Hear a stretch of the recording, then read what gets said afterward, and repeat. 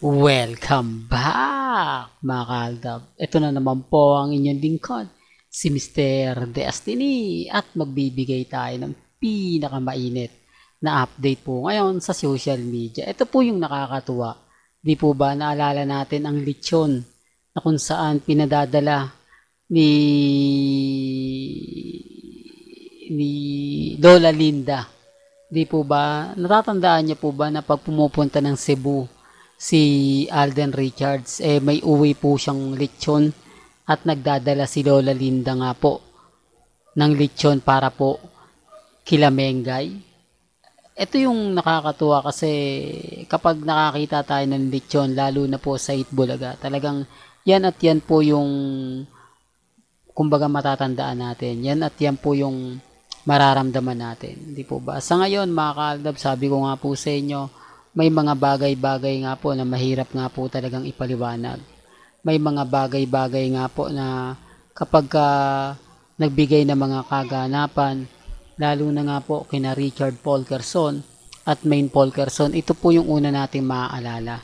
Ito po yung una natin na kumbaga maiyahayag sa inyo at mababalita. Sa ngayon, mga kaaldab, masaya po tayo sa mga nangyayari ngayon at nagaganap. Kahit sabihin nila, nako yan na naman ang channel ni Mr. Paasa. Puro na lang yung fake news. Puro na lang yung ganito ganyan. Remind ko lang po sa inyo, walang post, walang update ngayon si Richard Polkerson. Tahimik po siya ngayon. Kasi nga po, kahapon kasi, ang daming mga post sa social media, ang daming mga komento. Ito po, kumbaga siguro na pag-isip-isip ni Alden Richards kung magtutuloy-tuloy ito. Kung ano-ano na naman po isusulat ng mga website, na mga article. Di po ba? Porket nga lang po, ito kasi dati ginagawa to ni Jorus, no? Ngayon siya naman po yung gumawa, si Jobert. Di po ba? Pansin nyo na lumihis po. Parang, kumbaga, dumistansya na si Jorus. At eto naman po, si Jobert naman po yung nagpapakilig sa mga cut din. Bakit hindi ito ginagawa ni Jorus? Bakit, kumbaga, mas ano nga po ibig ko sabihin, mas dapat yung nasa dulo ng dila natin dapat mas close. Di po ba sina Catherine, si Alden at si Jorus, dapat sila po talaga yung mas nagbabanding moment ng ganyan.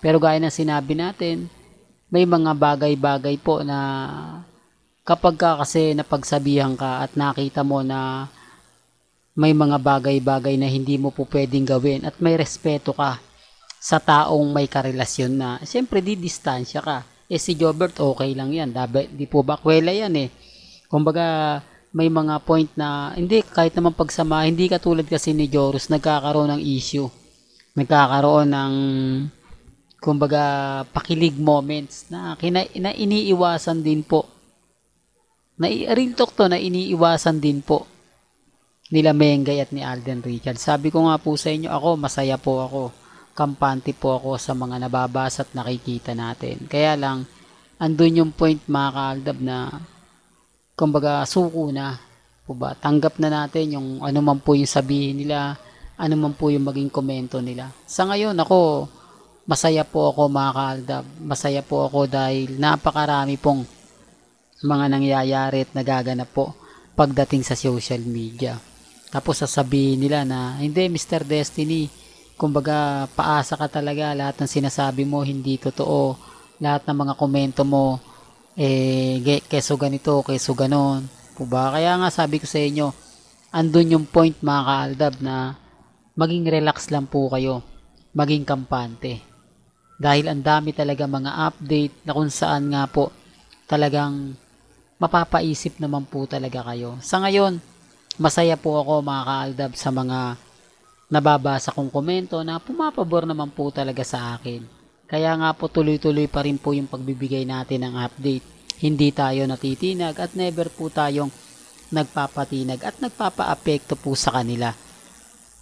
Yan po naman po kasi yung gusto kong mangyari. Yan naman po kasi yung gusto kong sabihin sa kanila, na etong channel ni Mr. Destiny, binuo to para sa Aldab Nation. Binuo to para maging matatag tayo, maging kampante. Tapos sasabihin nila, hindi, paasa ka talaga, lahat ng mga sinasabi mo hindi totoo. Lahat ng mga pahayag mo, hindi ganito, hindi ganyan. Diba? Kaya lang, ang problema lang po, may point na mababa, may point na hindi ganito eh, may point na hindi po ba?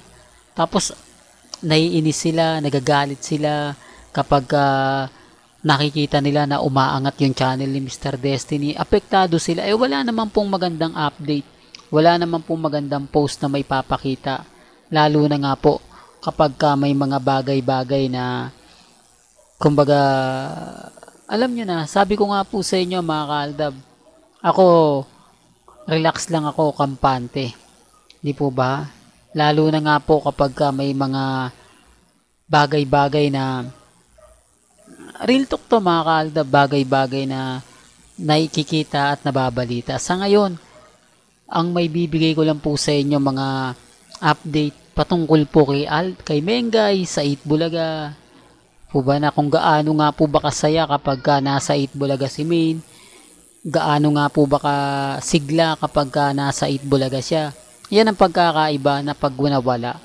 Kaya nga po malalaman natin kung ano na nga po ba mangyayari pag dumating yung point mga kaaldab na dumating yung point na alam nyo na yung tamang panahon, di po ba? Kasi nasa atin naman po talaga yung masasabi natin na nasa atin yung paniniwala ng Aldab Nation. Kasi kung titignan nyo, hindi ito pinopost ni Congressman at ni Main. Wala kang makikitang pagkain na niluluto ni Mengay. Eh, culinary siya eh. Di po ba? Hindi niya nakikitang siniserve ng mga ganito. Dito mo lang talaga sa Itbulaga makikita. Pagdating po sa loob ng bahay, never pong nagbigay ng update. Never pong nagpost. Kaya nga po marami nagtataka. Never pong, kumbaga, nagluto si Mengay ng almusal. Never tong gumising ng maaga tapos magbibigay ng update sa social media. Wala. Pero pagdating sa mga Itbulaga, ang daming post ni Mengay. Tapos sa ibang bansa na siya lang. Kaya lang puro solo lang niya. Minsan napapadaan dun si Richard Paul Carson.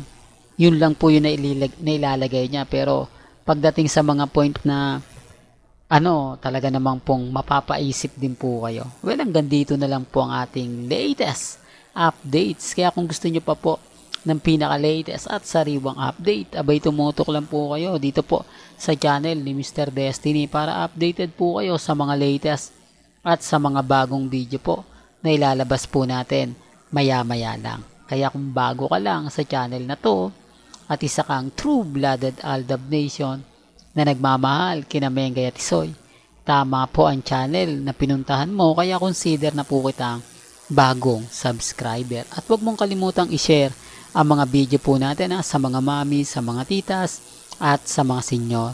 Hanggang sa muli, salamat po sa panonood at pakikinig.